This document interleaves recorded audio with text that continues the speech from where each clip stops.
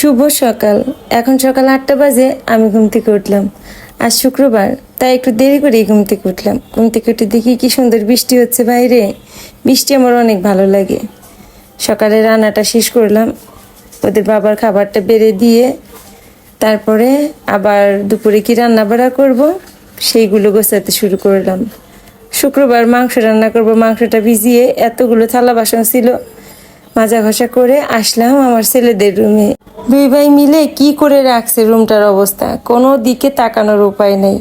ওরা দুই ভাই ঘরে ছিল না, তাই ভাবলাম আগে ওদের রুমটা গুছিয়ে রেখে যাই, আবার একটু পরেই তোরা চলে আসবে, আসলে আর গোছানো যাবে না, তাই তাড়াতাড়ি করে ওদের রুমটা গুছিয়ে রাখলাম।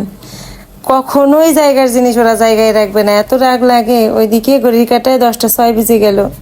তাড়াতাড়ি আগে রুমটা গোছাবো, অনেক কাজ আছে। তো ওদের রুমটা গুছিয়ে দিলাম। আমার ছোট ছেলে বাসায় থাকলে আবার আমার গোছাতে হতো না, ওই গোছাতো। আমার রুম গোছানো শেষ, একটু পরেই আবার ওরা চলে আসবে, এলোমেলো হয়ে যাবে। তারপরে আসলাম মশলা করতে। মশলাটা করে নিলাম, আগে মশলাটা করে নিলাম, যদি কারেন্ট চলে যায় এই ভয়ে। তারপরে দুপুরে কি রান্না বাড়া করবো সব কিছু গুছিয়ে রেখে আমি স্নান করে আসলাম। আজকে আগে স্নানটা সেরে আসলাম, পূজা দিব, তারপরে ঠান্ডা মাথায় রান্না করব। ওই রান্না করতে করতে দেরি হয়ে যায়, পরে হচ্ছে ওর বাবা চলে আসে, ছেলেরা চলে আসে, খেতে দিতে দেরি হয়ে যায়। তাই আজকে ভাবলাম যে আগে স্নান করে পূজাটা করে তারপরে রান্না বসাই। আজকাল আমার বড়জার বাসায় যাওয়া হয় নাই ফুল আনতে, বৃষ্টি ছিল, আবার আমারও অনেক ব্যস্ততা ছিল, যাওয়া হয় নাই। গাছে 2-3টা যা ফুল ছিল তুলে নিলাম। তুলসী পাতা আগের দিনই তোলা ছিল, তাই তুলসী পাতা তুলতে হয়নি, তাও একটা পাতা নিয়ে নিলাম গাছ থেকে। সকাল থেকে চা খাওয়ার সময় পাই নাই।